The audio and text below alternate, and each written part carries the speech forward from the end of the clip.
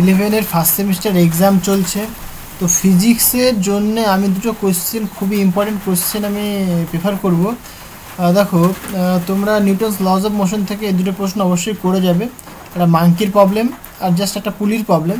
দেখো প্রবলেমটা কি বলছে, বেসিক্যালি প্রবলেমটা দেখো বলছে, দেখো এই যে 14 নম্বর বলছে 40 কেজি ভর সম্পন্ন একটি বাদর একটি দড়ি বেয়ে ওপরে ওঠার চেষ্টা করছে। বলছে দড়িটি সর্বাধিক 600 নিউটন টান সহ্য করতে পারে, নিম্নলিখিত কোন ক্ষেত্রে দড়িটি ছিঁড়ে যাবে। বলছে বাদরটি যখন 6 মিটার পার সেকেন্ড স্কোয়ার ত্বরণ সহ ওপরে উঠতে শুরু করে তখন, নাকি বাদরটি যখন 4 মিটার পার সেকেন্ড স্কোয়ার ত্বরণ সহ নিচে নামতে শুরু করে, নাকি 5 মিটার পার সেকেন্ড, এটা তো মানে ত্বরণই বলে না, অ্যাকচুয়ালি বেগ, এটা সুষম বেগে ওপরে উঠতে শুরু করে। আর বাদরটি যখন এক দড়ি বেয়ে নিম্নমুখী অবাধে পতনশীল হয়, এখানে দড়ির ওপর দড়ির ভর উপেক্ষা করো। দেখো কোনটা কারেক্ট হবে সেটা বোঝা যায়, খুবই ইম্পর্টেন্ট কোশ্চেনটা।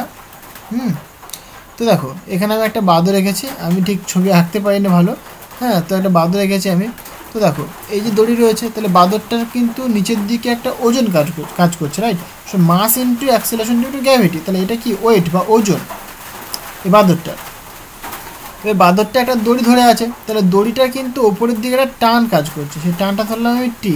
বলছে দড়িটা মানে ম্যাক্সিমাম 600 নিউটন টান সহ্য করতে পারে। ক্লিয়ার? দেখো বাদরটা যেহেতু টান বেয়ে বেয়ে যেহেতু ওপরের দিকে যাবে, তার মানে কি তার অ্যাক্সেলারেশনটা ওপরের দিকে, দড়ি বেয়ে বেয়ে কি ওপর দিকে, মানে বেসিক্যালি বাদরটা মনে করো কলা গাছের মধ্যে উপর দিয়ে উঠছে, রাইট? তাহলে কলা গাছ বেয়ে বেয়ে কি ওপরের দিকে উঠবে, এরকম একটা ব্যাপার। তাহলে অ্যাকচুয়ালি বাদরটা ওপরের দিকে উঠছে। আমি একটা কথা বলেছিলাম যে ইকুয়েশন অফ মোশন লেখার সময় তুমি দেখবে যে অবজেক্টটা, যে কোনো অবজেক্ট হোক না কেন, তার গতি বা তার মোশনটা কোন দিকে সেটা তুমি দেখবে। যেদিকে মোশন হবে মনে করবে সেদিকের ফোর্স বেশি, আর যেদিকে মোশন হবে না সেদিকে ফোর্স কম, তাই ওইটা মাইনাস ওইটা করতে হবে, রাইট? মানে দেখো যেহেতু ওপরের দিকে বেশি, মানে টি, তাহলে এখানে কি বেশি হবে, তারপরে কি এমজি হবে, তাহলে টি মাইনাস এমজি, দেখো তাই লিখেছি আমি T minus M G, that is equal to mass into acceleration. যেহেতু ওপরের দিকে অ্যাক্সেলারেশন হচ্ছে তাই বলি আমরা মাস ইন্টু অ্যাক্সেলারেশন, রাইট? তাহলে এইটা হচ্ছে তোমার কি ইকুয়েশন অফ মোশন, এটা তোমার ইকুয়েশন অফ মোশন। ক্লিয়ার হলো ব্যাপারটা?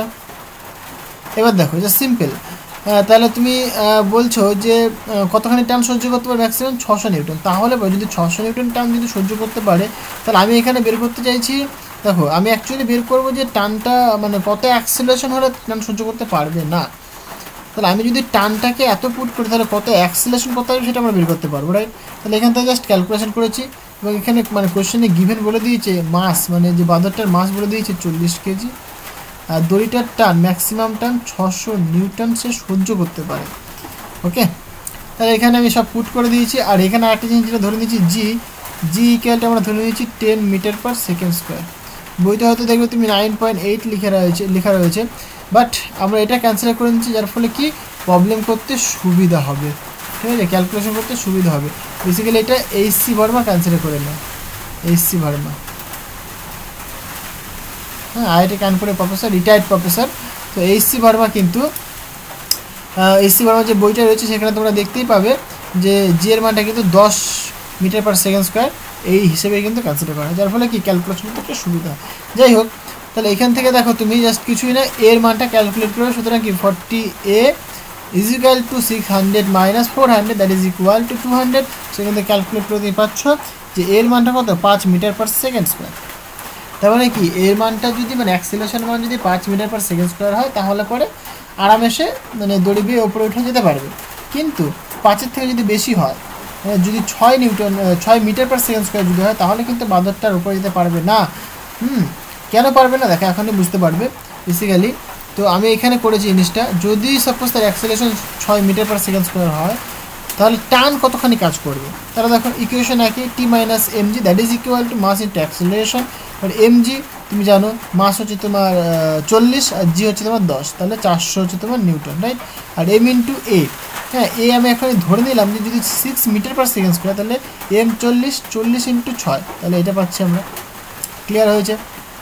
তাহলে এখান থেকে আমি টানের মান ক্যালকুলেশন করলাম, আমি দেখতে পাচ্ছি যে টানের মানটা কিন্তু 640 হচ্ছে। বাট বাট তারটা সহ্য করতে পারে, তার বা দড়িটা সহ্য করতে পারে 600 নিউটন। কিন্তু আমরা পাচ্ছি যে যদি অ্যাক্সেলারেশন মান যদি 6 metre per second square put করি, তাহলে যে টানটা পড়বে সেটা কত, 640 নিউটন টান পড়বে। তাহলে কিন্তু দড়িটা কিন্তু ছিঁড়ে যেতে পারে। তাহলে এইটাই কন্ডিশন যে দড়িটা কিন্তু ছিঁড়ে যেতে পারবে যদি দড়িতে টানের মানটা যদি 640 হয়। রাইট, দেখো অপশন দেখো। তাহলে এখানে দেখো এই প্রথমের অপশনটা ভালো করে দেখো। তাহলে বলছে বাদরটি যখন 6 মিটার পার সেকেন্ড স্কোয়ার ত্বরণ সহ উপরে উঠতে শুরু করে তখন কিন্তু ছিঁড়ে যাবে। কারেক্ট। বাদ বাকিগুলো কি একটাও হবে না। হয়েছে? আশা করি জিনিসটা বোঝাতে পারলাম। তার মানে তোমাকে একটা জিনিস মাথায় রাখতে হবে, সেটা কি, তার মোশনটা যেদিকে রয়েছে সেদিকে তোমার ফোর্সটা বেশি হিসেবে তুমি কল্পনা করবে, তাহলে তোমার কি ইকুয়েশনের মোশন তুমি লিখতে পারবে। হলো? এবার নেক্সট প্রবলেমটা দেখো। হ্যাঁ, বলছে এটা ওকে, বলছে একটি অনুভূমিক মসৃণ টেবিলের ওপর বলছে এম ভরে একটি বস্তু আছে। বস্তুটিকে একটি ভরহীন সুতোর সাথে যুক্ত করে সুতোটিকে একটি মসৃণ কপিকলের ওপর দিয়ে এম ভরের আরও একটি বস্তুর সাথে যুক্ত করে উল্লম্বভাবে ঝুলিয়ে দেওয়া হলো। সুতরাং টান কত হবে? দেখো খুবই ইন্টারেস্টিং কোশ্চেনটা। বেসিক্যালি দেখো, তাহলে এখানে একটা কপিকল রয়েছে, এখানে একটা ক্যাপিটাল এম মানে এটা হেভি বডি, আর এটা কি স্মল এম মানে এটা লাইটার বডি, রাইট। তাহলে সিম্পল ব্যাপার, যেহেতু দড়িটা একই তাহলে কি টান একই কাজ করবে। এবার দেখো টান কি, যদি নিচের দিকে ওজন কাজ করছে কি এটার ক্ষেত্রে ক্যাপিটাল এম ইন্টু জি, আর উপরের দিকে এটা টান কাজ করবে। সিমিলারলি এই যে স্মল বডিটা বা লাইটার বডিটা এর ক্ষেত্রে কিন্তু নিচের দিকে একটা ওজন কাজ করছে, তাহলে কি তার অপোজিটে কিন্তু একটা টান কাজ করবে। তাহলে আমি এই যে বডি, এই বডির জন্য ইকুয়েশন মোশন কেমন হবে সেটা লিখবো, আবার এই বডির জন্য ইকুয়েশন মোশন কেমন হবে সেটা আমরা লিখবো, রাইট। তাহলে equation motion for body M capital M মানে লার্জ যে হেভি বডি, সেই হেভি বডিটার ক্ষেত্রে মানে এখানে বেসিক্যালি দেখো M is greater than small M. তার মানে কি বেসিক্যালি বডিটা কিন্তু এইভাবেই পড়বে। তার অ্যাক্সিলারেশনটা কত হবে? অ্যাক্সিলারেশনটা বেসিক্যালি এই দিকে ডিরেকশন হবে, সেটা আমরা আস্তে আস্তে বের করবো তার অ্যাক্সিলারেশন কত হবে। তাহলে এই দিকে কিন্তু ঘুরবে। ক্লিয়ার হয়েছে ব্যাপারটা? আচ্ছা, তাহলে এবার দেখো আমি যদি এই ক্যাপিটাল এম বডির জন্য যদি আমি ইকুয়েশনের মোশন লিখি তাহলে কী লিখবো আমরা? বেসিক্যালি কিছুই না, যেহেতু বডিটা যদি নিচের দিকে নামছে, আমি বলেছিলাম যেদিকে নামবে যেদিকে গতিশীল হবে সেইটার ফোর্স মাইনাস অপোজিটের দিকটা। তাহলে নিচের দিকে নামছে, তাহলে এমজি, তাহলে M G minus T that is equal to mass into acceleration. Mass কোনটা? এই বডিটার মাস হলো।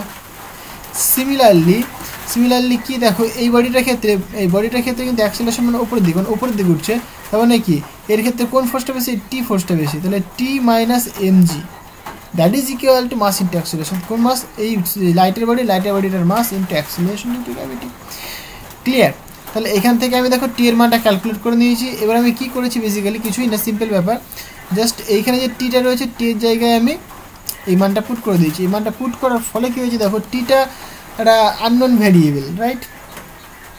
আবার এটা আননোন ভ্যারিয়েবল, তাহলে পর টি আর আমাকে এ বের করতে হবে।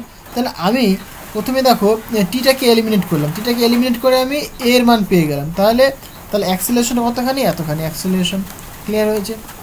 এইবার ভালো করে দেখো, তাহলে অ্যাক্সিলারেশন পেয়ে গেছে, আমাদের বের করতে হবে কি? টান বের করতে হবে। তাহলে যে কোনো একটা ইকুয়েশনে পুট করে দাও, আইদার এখানে পুট করো, নাহলে পরে কি এইখানে পুট করো, যে কোনো একটা পুট করলে কিন্তু হবে। তাহলে টান equal to mass into acceleration. তাহলে অ্যাক্সিলারেশন মানে আমরা পেয়েছি এইটা, এটাকে এখানে পুট করে দেবে তুমি। পুট করলে পরেই তোমার ক্যালকুলেশন করলে কিন্তু আনসার চলে আসবে। তাহলে আমি পুট করে দিয়েছি। হ্যাঁ, তাহলে দেখো এর জায়গায় কিন্তু আমি ভ্যালুটা এখানে পুট করেছি, তার ফলে কি পাচ্ছি আমরা? এটা পাচ্ছি। এটাকে যদি আমরা ক্যালকুলেশন করি তাহলে এরকম একটা ফর্ম পাবো আমরা। এখান থেকে আমরা দেখতে পাচ্ছি বেসিক্যালি এটা কি এই ফর্মটা কিন্তু আসছে। ক্লিয়ার হয়েছে? তাহলে এটাই কিন্তু তোমার কারেক্ট অ্যান্সার।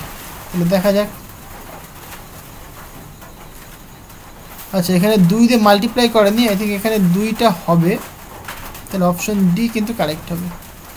ক্লিয়ার হয়েছে? তো এই দুটো প্রশ্ন কিন্তু খুবই ইম্পর্টেন্ট, আরও ইম্পর্টেন্ট কোয়েশ্চেন রয়েছে। তো আজকের মতো এই পর্যন্তই থাক, দেখা হবে নেক্সট ভিডিওতে নেক্সট প্রবলেম নিয়ে। So thank you.